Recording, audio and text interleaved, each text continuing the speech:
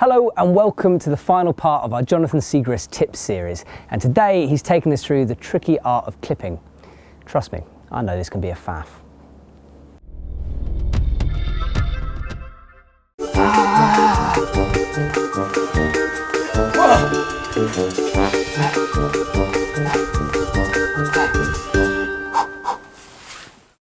Hey everybody, this is Jonathan Siegrist. I'm here hanging out at the cliff in Sierrana.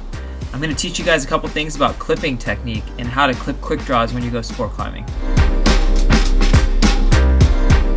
Okay, so here we have it. This is your ultimate sport climbing tool. This is a quick draw. Now, one thing to always keep in mind with quick draws is that they're designed so that one beaner or one side of the quick draw is always only for the bolt, and one side or one carabiner of the quick draw is always for the rope. So an easy way to basically tell which side is which is the side that's for the rope is normally going to have some kind of rubberized little jig to keep it in place so that this doesn't move around when it's connected to the rope or when you're trying to clip it. And then the side that's going to go into the bolt is normally quite loose like this.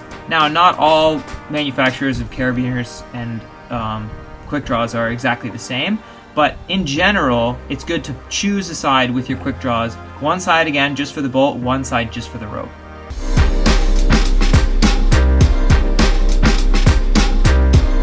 Okay, so here we are. We're sport climbing. We're sending our recent project, and we've come to a bolt, so we're going to put our quick draw in there. And I'm going to show you guys a couple really simple ways to clip the draw. Now, of course, everything takes practice, and I've even seen people hang a quick draw on their rearview mirror and practice a little bit while they're at a stoplight.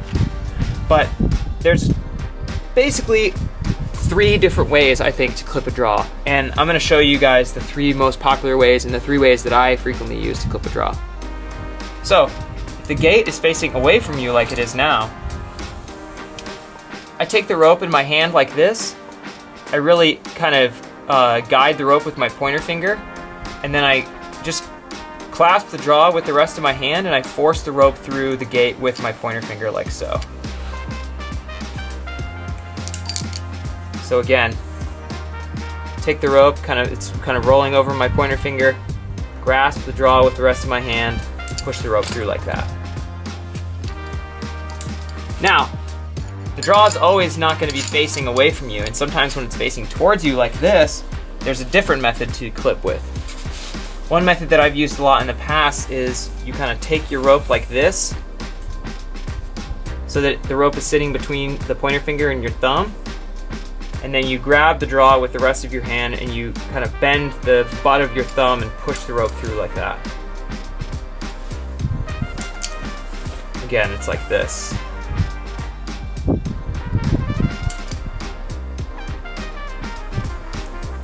And lastly, another method that I often use if the gate is facing towards me is I'll take the rope just the same way I would as if I was clipping the first method I showed you guys, except instead, now I take the rope like this and I actually grasp it between my pointer finger and my thumb, and then I use my middle finger to kind of take control of the bottom of the quick draw, and then I just, almost like I'm snapping my fingers, I just move the rope in like so. And it's always really important to make sure that you're not back clipping, and as you can tell, the rope is always running up the wall and through the draw towards me, and that's really important. So all of these times that I'm clipping, it's not back clipped. Again, the rope is running against the wall and then through the draw and towards me.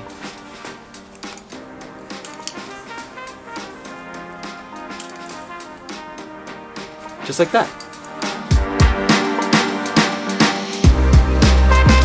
Lastly, one thing that I really want you guys to keep in mind is that if you're doing a lot of traversing in a route, or maybe even the route just wanders a little bit outside of the bolt line, it's always good to keep in mind that you want the gate of your quick draw to face away from the direction that you're traveling. So in this case, if I've clipped here like this would be great if I was traveling in this direction to my right, because there is a wild instance in which a fall, even when the draw is properly clipped, can actually can unclip itself if you have the rope running over the gate. It's always a good idea to try and avoid this at all costs. So, in the case that I was moving in this direction on my route, I was wandering, or maybe there was a crux over and left, or I was kind of traversing a ways over to the left, I wouldn't clip it like that. I would actually clip this draw like this with the gate facing to the right. Again, just simply so that the rope is running over the kind of the back side of the carabiner and not running over the gate. Just as simple as that. So here I am traversing over to the left, and as you can see, I've got the biner correctly clipped. The quick draw and the carabiner are correctly clipped so that my rope is running over the back of the carabiner and not over the gate.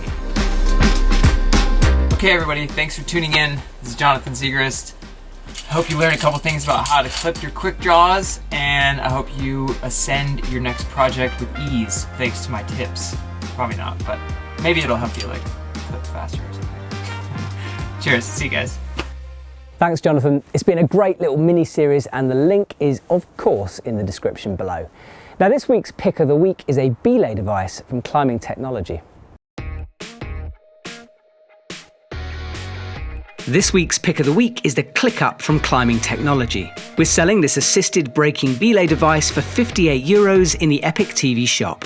One of the ClickUp's biggest strengths is how easy it is to use, but it's important to remember when using an assisted braking device to never let go of the dead end of the rope.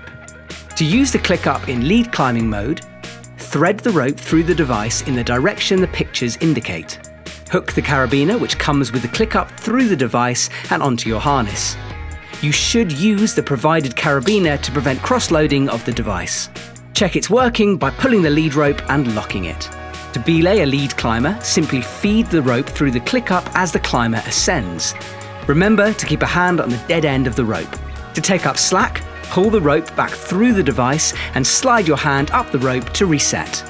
When the climber falls, the device will click forwards, locking the rope to assist with braking. To release it, push the ClickUp upwards and forwards. To lower a climber, push the ClickUp downwards and feed the rope through the device. To belay a climber using a top rope, activate the ClickUp in a locked position and take up the rope, sliding your hand up to take in the slack. The ClickUp reacts quickly and easily to a belayer's need. It has very few moving parts, which increases its durability and therefore lifespan. It can be used on a large range of single ropes from 8.6 to 10.5 millimeters. So what do you think? Is it a gree beater? Let me know by commenting below. Thanks for watching, and I'll see you soon.